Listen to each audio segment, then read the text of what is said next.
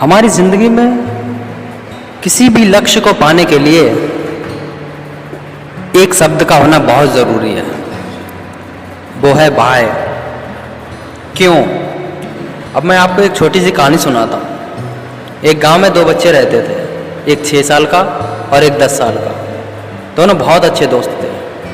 दोनों साथ साथ खेलते कूदते, नहाते धोते, धोते थोड़ा ज़्यादा हो गया। दोनों साथ साथ हर काम को किया करते थे, खाते पीते भी साथ में ही थे।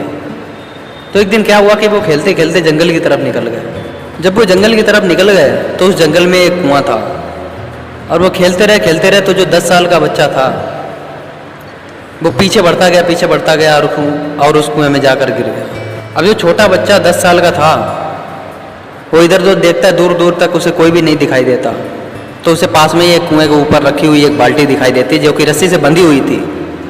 उसने अपना ज़रा भी टाइम वेस्ट नहीं किया और उस रस्सी से बंधी हुई बाल्टी को उठाया और नीचे कुएं में डाल दिया और अपने दोस्त को बोला, पकड़ लो और ऊपर आ जाओ। तो उस 10 साल के बच्चे ने उस बाल्टी को पकड़ा और उस 6 साल के बच्चे ने अपनी जी जान लगाकर उस बाल्टी को ऊपर खींचा, पूरी अपनी मेहनत लगा दी और उसे खींचता रहा और उसने उस 10 साल के बच्चे को कुएं से बाहर निकाल लिया। अब दोनों बहुत खुश थे, दोनों गले मिल रहे थे आपस में। साथ ही साथ उन्हें एक डर भी लग रहा था कि गांव जाएंगे और सबको ये चीज़ बताएंगे तो मार भी पड़ सकती है। वो गए और उन्होंने जाकर के ये बात बताई और वो सोच रहे थे कहीं मार ना पड़े, तो उसका उल्टा हो गया। कोई भी इनकी बात पर विश्वास नहीं कर रहा था। उन्हीं गांव वालों में से एक रहीम काका भी थे जिन्होंने इनकी बात पर विश्वास कर लिया। अब पूरे गांव वालों को तो समझ में नहीं आ रहा था।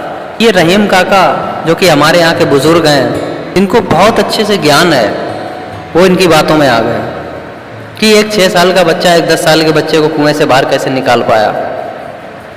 और रहीम काका ने जो विश्वास कर लिया इन पर, तो सारे गांव वालों ने मिलकर के एक योजना बनाई और गए रहीम काका के पास।